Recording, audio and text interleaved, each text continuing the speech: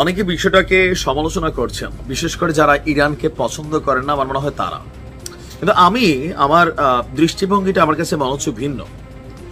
যে আপনার সামনে আপনি ধরেন একজন নিরস্ত্র ব্যক্তি, অথবা আছে মেশিনারি ছোটখাটো, কিন্তু আপনার সামনে একজন মানুষ আছে যার কাছে ধরেন একটা মিসাইল আছে, আর আপনি হাতে বন্দুক নিয়ে বসে আছেন, অথবা এলএনজি, অথবা আপনি ট্যাঙ্ক নিয়ে বসে আছেন, অথবা কামান নিয়ে বসে আছেন, কিন্তু আপনিও শক্তিশালী, বাট বিপরীত প্রান্তে যিনি আছেন তার কাছে মিসাইল আছে, যেটা 100 মাইল দূর থেকে আপনার এই ট্যাঙ্ক সহ আপনাকে পুত করে দিতে সক্ষম।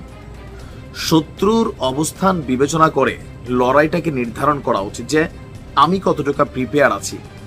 যে আমার কাছে কি আকাশ প্রতিরক্ষা সিস্টেম আছে, তার কাছে তো মিসাইল আছে, সে যদি মিসাইল মারে আমি আকাশ প্রতিরক্ষা সিস্টেম দিয়ে এটাকে আটকাই দেব। মিনিমাম এতটুকু থাকতে হবে। আর এতটুকু প্রস্তুতি ছাড়া আপনি যদি কোনো যুদ্ধকে আঞ্জাম দিতেন যান, পরিণতি নির্ঘাত পরাজয় এবং মৃত্যু। আর এটার জন্য আপনি কোনো